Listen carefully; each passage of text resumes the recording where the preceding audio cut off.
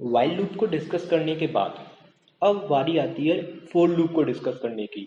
while loop को हमने पूरा डिटेल में डिस्कस किया है, ये बात आप लोगों को पता है। अगर आपको नहीं पता तो क्यों नहीं पता, क्योंकि आपने वीडियो नहीं देखी है, तो आप जाके वीडियो को देख सकते हो सबसे पहले।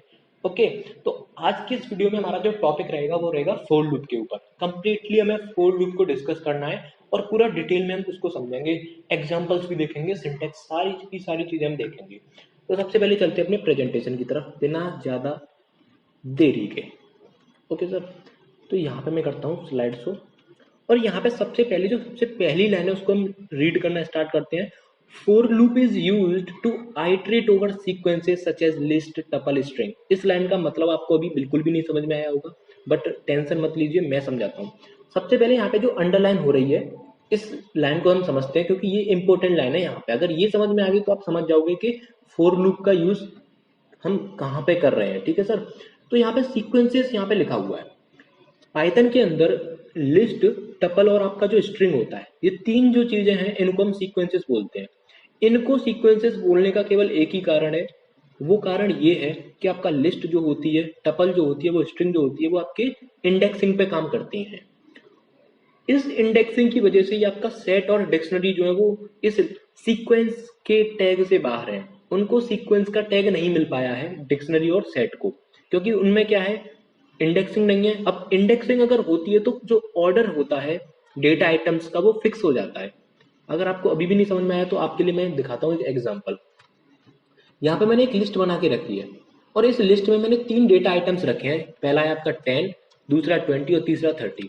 और यहाँ पे मैंने एक सेट बनाया है जिसमें मैंने तो सोचा है कि यहाँ पे 10 पहले आएगा, 20 बाद में आएगा, 30 तीसरे नंबर पे आएगा, एंड सो ऑन, ऐसे ये ऑर्डर रहेगा। लेकिन जब मैं इसको प्रिंट करूंगा तो लिस्ट के साथ तो कुछ नहीं होगा, लिस्ट के साथ तो कुछ नहीं होगा, लेकिन यहाँ का ऑर्डर बदल जाएगा।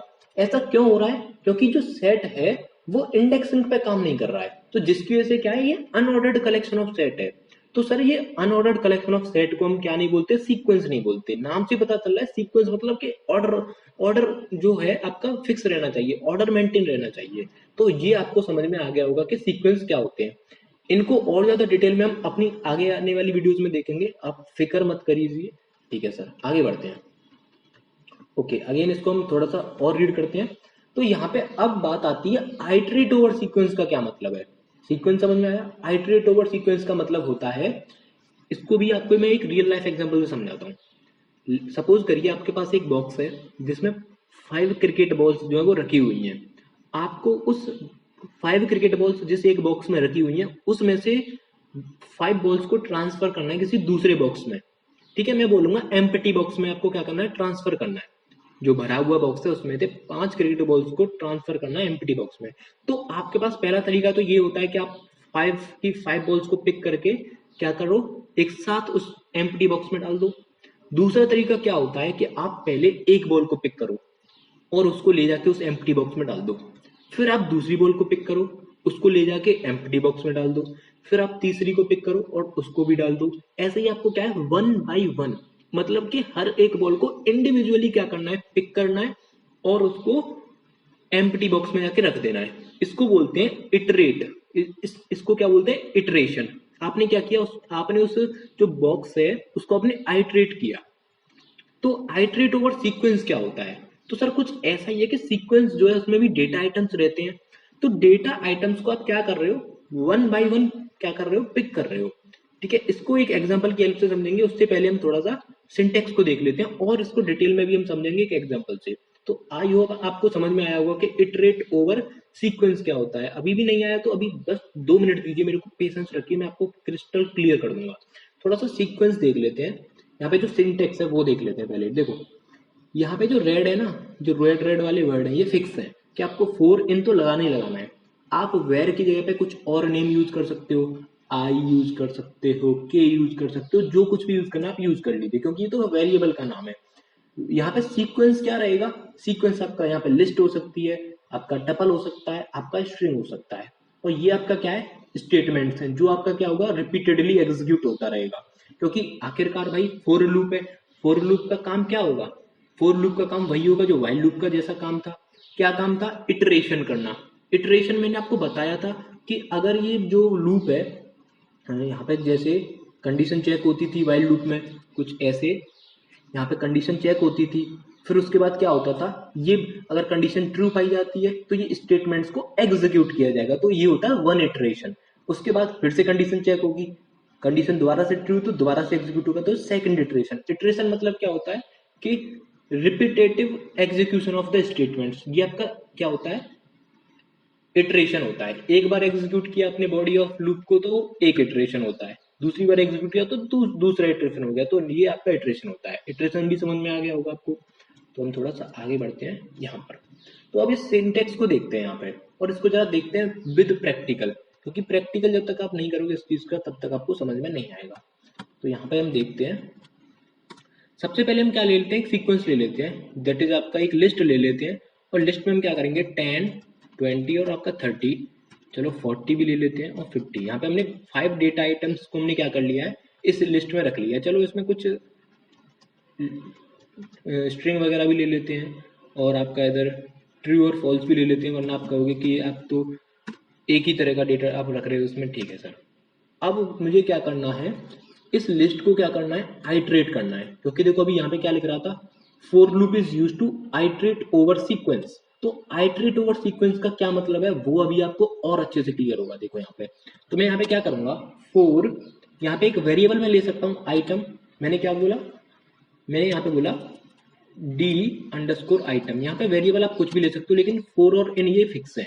आपको फोर यहाँ पे लगाना पड़ेगा और आपको यहाँ पे इन लगाना पड़ेगा, ये आपको फिक्स है। ठीक है, यहाँ पे थोड़ा सा गड़बड़ी है, अब सही है बिल्कुल। तो फोर डी आइटम इन सीक्वेंस का नाम क्या है आपका, L. L is a sequence. अब मुझे क्या करना है, प्रिंट करना है डेटा आइटम। अब होगा क्या, और उसके बाद मैं कह दूंगा थैंक यू। थैंक यू मैं इसलिए दिखा रहा हूँ कि आपको मेन प्रोग्राम पे आप वापस भी आओगे, कैसे आओगे ये सब हम देखेंगे, पहले इसको रन करते हैं। देखो यहाँ पे क्या होगा, 10 आया आउटपुट में, फिर 20 आया, फिर 30 आया, फिर 40, फिर आपका ट्रू आया और आपका 50, और ये मेन प्रोग्राम काम कैसे हो रहा है वो समझते हैं। देखो सबसे पहले क्या हुआ होगा, ये जो डेटा आइटम नाम का जो वेरिएबल है, इस डेटा आइटम नाम के वेरिएबल में ये 10 जो है असाइन हुआ।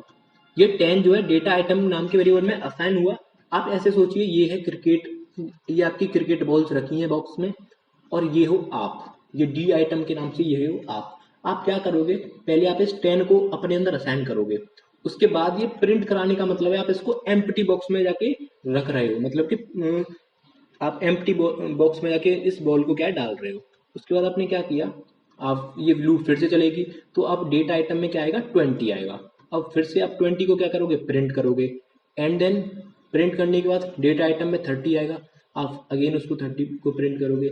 ऐसे ही आपको क्या करना है, फिर 40 आएगा डेटा आइटम में, फिर आपका ट्रू आएगा डेटा आइटम में, फिर आपका 50 आएगा। तो वन बाई वन जो है डेटा आइटम को ये जो लिस्ट के जो एलिमेंट्स हैं वो असाइन होते जा रहे हैं। अब आप इसको पढ़ के देखो, आपको समझ में आ जाएगा।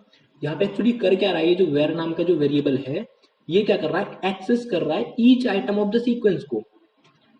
ये जो वेर है ये क्या करेगा, इसमें सीक्वेंस का हर एक आइटम हर एक इटरेशन पे क्या होगा, असाइन होगा। हर एक इटरेशन ही तो हो रहा है। देखो यहाँ पे सबसे पहली जो इटरेशन होगी वो होगी 10 के लिए, डेटा आइटम में 10 असाइन हो जाएगा, वो इसको प्रिंट कर देगा। और मैंने क्या बोला था, यही एक इटरेशन होती है, पहली इटरेशन खत्म। उसके बाद सेकंड इटरेशन में क्या होगा, डी आइटम जो है आपका उसमें 20 आ जाएगा, और 20 को आपको प्रिंट कर दोगे आप। ठीक है, यहाँ पे प्रिंट कर दोगे। फिर आपका आएगा थर्ड इटरेशन। थर्ड इटरेशन जब होगी तब 30 जो है, स्ट्रिंग का 30 जो है वो डी आइटम में असाइन हो जाएगा, आप उसको फिर क्या कर दोगे, प्रिंट कर दोगे यहाँ पे। सेम वैसे ही आपको क्या करना है, फोर्थ इटरेशन पे आपका 40 होगा, फिफ्थ इटरेशन पे आपका ट्रू आएगा डी आइटम में, और सिक्स्थ इटरेशन पे आपका 50 आएगा। तो इस तरीके से हर एक इटरेशन पे वन बाई वन, मतलब कि ईच इटरेशन में एक वेरिएबल, एक जो डी आइटम है उसमें एक डेटा आइटम आ रहा है। आप ऐसे समझ सकते हो इसको। ठीक है, थोड़ा सा मैं अच्छे से एक्सप्लेन नहीं कर पा रहा हूँ इसको, लेकिन आप इस लाइन को पढ़ के समझ पा रहे होंगे कि हर एक इटरेशन पे ईच आइटम जो है वन बाई वन क्या करेगा, एक्सेस होगा वेर के द्वारा। ठीक है, और ये कब तक चलेगा, जब तक आपका सीक्वेंस का हर एक आइटम जो है, मतलब कि आप लास्ट आइटम को क्या नहीं कर लेते, एक्सेस नहीं कर लेते। तो इस तरीके से हम क्या कर सकते हैं, आइटरेट ओवर सीक्वेंसेस हम कर सकते हैं। ओके, तो आपको ये समझ में आया होगा कि फॉर लूप जो है कैसे काम कर रही है, कैसे हम आइटरेट कर रहे हैं सीक्वेंसेस को। तो लिस्ट है। अब सर थोड़ा सा हम टपल को भी देख लेते हैं एक बार कि टपल के साथ ये काम कर पा रहा है कि नहीं। तो यहाँ पे मैं क्या कर दूंगा, सिंपल सा यहाँ पे टपल बना दूंगा इसको मैं। तो यहाँ पे मैं क्या करूँगा, टपल बना दूंगा। उसके बाद मैं इसको प्रिंट करूंगा तो फिर से देखो वही आ गया। क्या स्ट्रिंग के साथ ये काम कर रहा है? स्ट्रिंग के साथ भी हम देख लेते हैं। लेट से मैंने यहाँ पे अपना नाम लिख दिया, तो यहाँ पे एस लिख दिया, यहाँ पे लिख देते हैं एस टी स्ट्रिंग अंकित। यहाँ पे मैंने नाम लिख दिया अंकित। अब मैं क्या करूँगा, यहाँ पे मैं सी एच लिख देता हूँ, क्योंकि देखो यहाँ पे जो वेरिएबल का नाम है ना ये थोड़ा सा मीनिंगफुल होना चाहिए। मीनिंगफुल मतलब ये है कि देखो स्ट्रिंग है तो सीक्वेंसेस का कैरेक्टर होगा, सॉरी कैरेक्टर ऑफ सीक्वेंस होगा।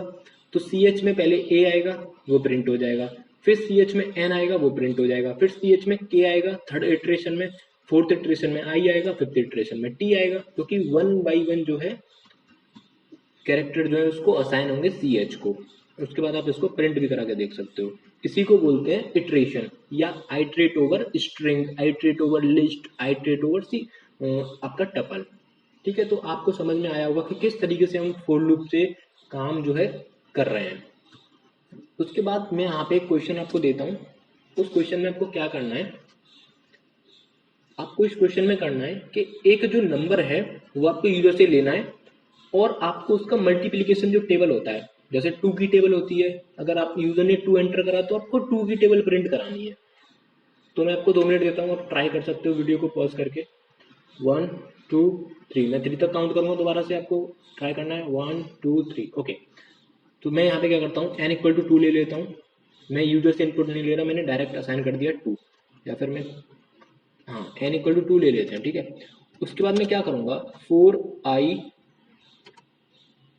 इन, यहाँ पे मैं एक लिस्ट ले लेता हूँ और लिस्ट में मैं क्या कर दूंगा 1 2 3 4 5 6 7 8 9 और आपका इधर 10। मैंने यहाँ पे 1 से लेके 10 तक जो नेचुरल नंबर्स हैं वो आपके मैंने स्टोर करा लिए हैं। और करना क्या है, हमें एक मल्टीप्लिकेशन टेबल प्रिंट करानी है 2 की। तो मैं यहाँ पे क्या करूँगा, प्रिंट 2 एस्ट्रिक, यहाँ पे मैं इसको स्ट्रिंग में लिख देता हूँ। ठीक है, या फिर हम यहाँ पे कर देते हैं, मैं लिखूंगा एन कॉमा, इधर मैं लिखूंगा एस्ट्रिक मतलब कि मल्टीप्लिकेशन का साइन, या फिर एक्स लगा देते हैं यहाँ पे, इनटू कॉमा लगाऊंगा। उसके बाद मैं यहाँ पे लगूंगा आई मीन्स ये जो 1 2 3 ये सारी चीज़ें आएंगी। उसके बाद मैं यहाँ पे एक और कॉमा लगाऊंगा और इक्वल लगाऊंगा यहाँ पे, एंड देन यहाँ पे मैं लगा दूंगा एन एस्ट्रिक आई। इसका आउटपुट देखते हैं क्या आता है। तो यहाँ पे देखो 2 1 जा 2, 2 2 जा 4, 2 3 जा 6। इस तरीके से आपका क्या है 2 का टेबल जो है प्रिंट हो चुका है। आप 3 का भी करवा सकते हो, 4 का भी करवा सकते हो, और ऐसे आप जो है किसी भी नंबर का आप जो है टेबल आप प्रिंट करवा सकते हो। तो मैंने यहाँ पे जो है ये लिस्ट से किया है, आप इसको टपल से भी कर सकते हो। यहाँ पे आप टपल यूज कर सकते हो, कुछ इस तरीके से आप टपल यूज कर सकते हो। टपल से भी आंसर बिल्कुल सही आएगा सर, बिल्कुल सही आंसर आएगा। मैंने ये इतना बड़ा क्यों कर दिया आप सोच रहे होंगे, क्योंकि मैंने इसको यहाँ पे फॉर्मेटिंग दी है, पूरा एक अच्छा सा लुक दिया है जिससे एक रीडेबिलिटी बढ़े।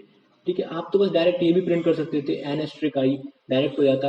हो कैसे रहा वो आपको पता चल गया होगा। आई की वैल्यू पहले 1 हुई होगी, फिर यहाँ पे 2 इंटू 1 हुआ, देन सेकंड इटरेशन में आई की वैल्यू 2 हुई, फिर यहाँ पे 2 इंटू 2 हुआ, आई की वैल्यू 3 हुई तो यहाँ पे 2 इंटू 3 हुआ। तो ऐसे करके इटरेशंस में हर एक इटरेशन में आई की वैल्यू क्या है, बदलती जा रही है। आई की वैल्यू पहले 1 होगी फिर 2 होगी। ओके सर, तो आई होप आपको ये फॉर लूप जो है समझ में आई होगी। अगर आपको फॉर लूप समझ में आई है तो प्लीज़ वीडियो को लाइक जरूर कर देना। मिलते हैं नेक्स्ट वीडियो में, तब तक के लिए टाटा बाय बाय।